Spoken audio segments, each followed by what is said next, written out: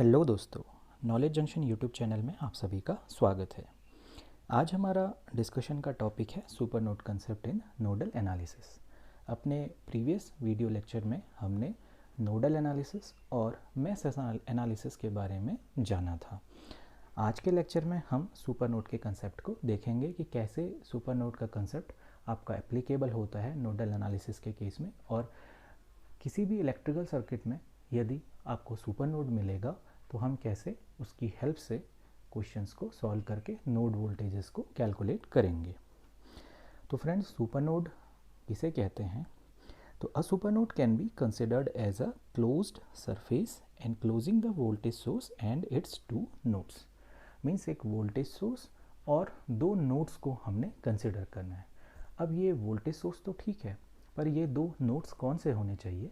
तो ये जो दो नोड्स हैं जो कि वोल्टेज सोर्स से कनेक्टेड होंगे, वे दोनों नोड्स नॉन रेफरेंस नोड्स होने चाहिए। अपने प्रीवियस वीडियो लेक्चर में हमने रेफरेंस नोड्स और नॉन रेफरेंस नोड्स के बारे में भी जाना था।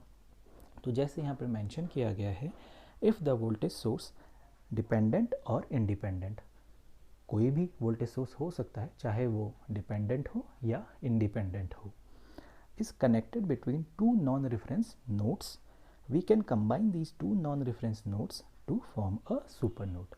तो हम क्या करेंगे, जब भी दो नॉन रेफरेंस नोड्स के बीच में कोई वोल्टेज सोर्स कनेक्टेड होगा तो हम क्या उसे कंसिडर करेंगे? Super node. अब जैसे हमें नोडल एनालिसिस के बारे में पता है कि nodal analysis is the combination of Kirchhoff's current law and Ohm's law. तो यहाँ पर देखिए फ्रेंड्स, हम इस सर्किट डायग्राम की हेल्प से सुपर नोड को समझते हैं।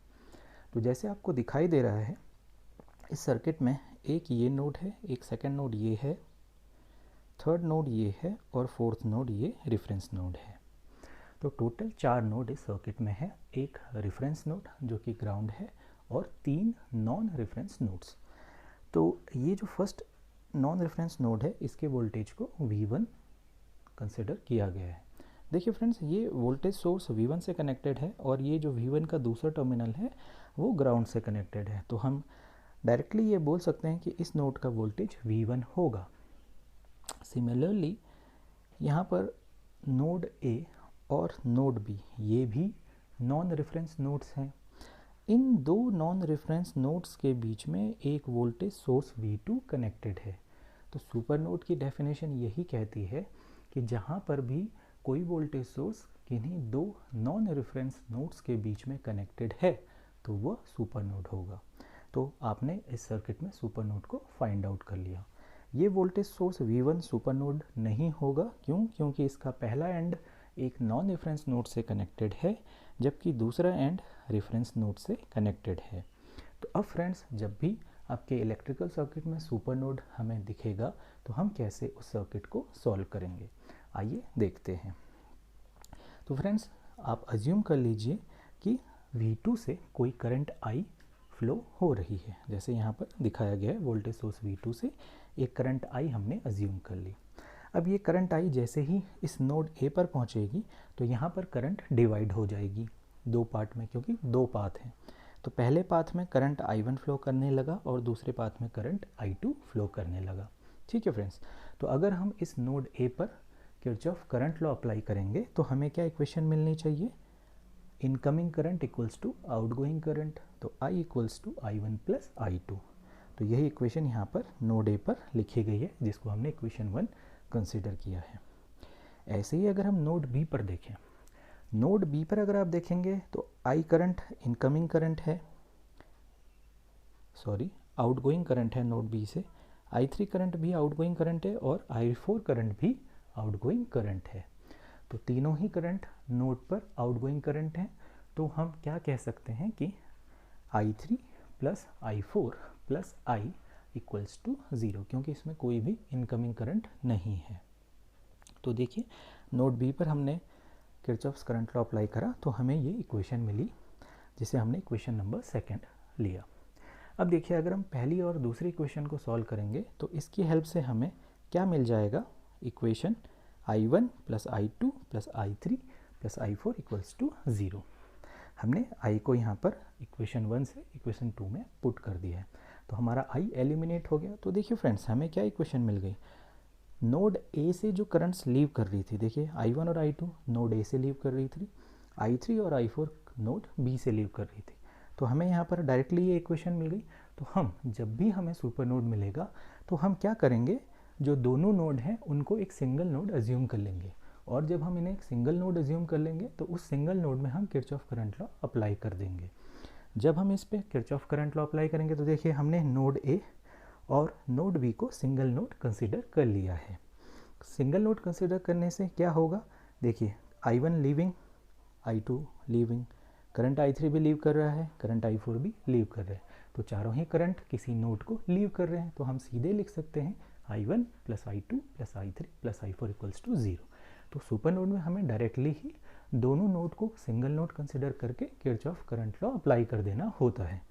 ये तो सिर्फ समझाने के लिए दो इक्वेशन डिफरेंट करके लिखी गई थी और उनको कंबाइन करके फिर एक कॉमन इक्वेशन बनाई गई थी। पर क्वेश्चन में जब भी आपको सुपर नोड दिखाई दे तो आप डायरेक्टली उन दो नॉन रेफरेंस नोड को सिंगल नोड कंसिडर करके उस सिंगल नोड में किरचॉफ करंट लॉ अप्लाई कर देंगे। अब देखिए फ्रेंड्स, हमें I1, I2, I3 और I4 का वैल्यू भी निकालना होता है, तो हम इजीली कैलकुलेट कर सकते हैं। I1 का वैल्यू क्या होगा, देखो potential difference between resistance R2 अगर आपको निकालना है तो वो कैसे मिलेगा, इस नोड का पोटेंशियल माइनस रेफरेंस नोड का पोटेंशियल, जो कि क्या हो जाएगा VA माइनस 0 अपॉन R2, क्योंकि रेफरेंस नोड का वोल्टेज 0 वोल्ट हम कंसिडर करते हैं। तो I1 का वैल्यू आपको क्या मिल जाएगा, VA अपॉन R2। तो यहाँ पर लिखा हुआ है VA अपॉन R2। ऐसे ही अगर आप I2 को देखोगे तो I2 के दोनों नोड्स के बीच में voltage VA minus V1 upon R1, तो ये मिल जाएगा VA minus V1 upon R1। ऐसे ही अगर आप I3 को देखेंगे तो I3 इस नोड B से निकल रही है और इस V1 वाले वोल्टेज सोर्स की साइड को पहुंच रही है। तो हम क्या लिख सकते हैं, VB minus V1 upon R4। देखिए VB माइनस V1, क्योंकि यही पोटेंशियल डिफरेंस है, अपॉन रेजिस्टेंस R4। ऐसे ही अगर हम I4 को लिखेंगे तो वो हमें क्या मिल जाएगा, VB अपॉन R3। तो ये सारी इक्वेशंस हो जाएंगी। अब एग्ज़ाम में जो भी क्वेश्चन आएगा उसमें तो वैल्यूज़ के फॉर्म में वोल्टेज और रेजिस्टेंस मेंशन होगा। मींस सिर्फ और सिर्फ हमारे जो दो अननोन यहाँ पर हमने कंसिडर किए हैं वो VA और VB हैं, जिसे हमें कैलकुलेट करना है। तो इस इक्वेशन में हमारे क्या होंगे, सिर्फ दो अननोन होंगे VA और VB, और बाकी तो हमारी न्यूमेरिकल वैल्यूज़ होंगी। तो हमारी ये इक्वेशन नंबर 4 जो हमने बना ली, इस इक्वेशन में हमारे पास दो अननोन VA और VB हैं और बाकी तो सारी नोन वैल्यूज़ हैं। अब देखिए फ्रेंड्स, हमें दो अननोन हमारे पास हैं और हमें अगर उनका सॉल्यूशन चाहिए तो हमारे पास दो इक्वेशन होनी ज़रूरी है, तभी हम उन दो अननोन्स का वैल्यू कैलकुलेट कर पाएंगे। तो अब हम क्या करेंगे, अब हम किरचॉफ्स वोल्टेज लॉ को अप्लाई करेंगे उस सुपर नोड पे। तो हम अपने जो सर्किट है उसको रीअरेंज करके इस फॉर्म में बना लेंगे। तो इस फॉर्म में हमने कैसे बनाया, हमने सिर्फ और सिर्फ इसमें किसे कंसिडर किया हुआ है, अपने सुपर नोड को। तो देखिए ये जो वोल्टेज सोर्स था और जो दो नोड वोल्टेजेस थी VA और VB, तो VA और VB को हम इस फॉर्म में लिख सकते हैं और ये सुपर नोड आपका फॉर्म हो गया। तो इसी सुपर नोड में अगर आप किरचॉफ्स वोल्टेज लॉ अप्लाई करेंगे तो जैसे मैंने पहले भी बताया था, अगर करंट किसी वोल्टेज सोर्स को के पॉजिटिव टर्मिनल को लीव कर रही है तो मैं उसे नेगेटिव साइन से रिप्रेजेंट करूँगा। अगर वोल्टेज सोर्स पे करंट पॉजिटिव टर्मिनल पे एंटर कर रही है तो उसको पॉजिटिव साइन से रिप्रेजेंट किया जाएगा। तो ये इक्वेशन मिल जाएगी, देखिए minus VA plus V2 plus VB equals to 0, और यहाँ से हमें क्या मिल जाएगा, VA minus VB equals to V2। तो देखिए फ्रेंड्स, हमें एक दूसरी इक्वेशन भी मिल गई जो कि हमारी इक्वेशन नंबर 5 है, जो कि किसके फॉर्म में है, VA और VB के टर्म्स में है। तो ऑलरेडी हमारे पास एक पहली इक्वेशन थी जो कि VA और VB के टर्म्स में थी, जो कि हमारी इक्वेशन नंबर 4 थी, और अब जो हमारी नेक्स्ट इक्वेशन मिली वो भी हमारी VA और VB के टर्म्स में है, और ये इक्वेशन नंबर 5 है। जब आप इन दोनों इक्वेशनों को सॉल्व करोगे तो आपको VA और VB का वैल्यू मिल जाएगा। तो इन्हीं दो इक्वेशनों की हेल्प से आप किसी भी सुपर नोड पर नोड वोल्टेजेस को कैलकुलेट कर सकते हैं। फ्रेंड्स, अब आपको कुछ पॉइंट्स यहाँ पर ध्यान रखने होंगे जिसको मैंने की पॉइंट्स के फॉर्म में लिखा हुआ है। पहला पॉइंट है, a super node has no voltage of its own. Super node का खुद का कोई वोल्टेज नहीं होता है। ऐसे ही सेकेंड पॉइंट आपको ध्यान रखना है कि सुपर नोड में आपको किरचॉफ करंट लॉ और किरचॉफ वोल्टेज लॉ दोनों का ही यूज़ करना होता है। तो हमने देखा था, हमने सबसे पहले किरचॉफ करंट लॉ अप्लाई करा था और उसके बाद किरचॉफ वोल्टेज लॉ अप्लाई करा। तो जब हमने दोनों लॉज किरचॉफ करंट लॉ और किरचॉफ वोल्टेज लॉ अप्लाई करे तो हमें जो अननोन नोड वोल्टेज है उसका वैल्यू मिल गया। तो यही आपका सुपर नोड का कंसेप्ट होता है। तो आशा करता हूँ फ्रेंड्स आपको ये सुपर नोड के कंसेप्ट को समझने में अब कोई दिक्कत नहीं होगी। Okay friends, have a nice day, take care.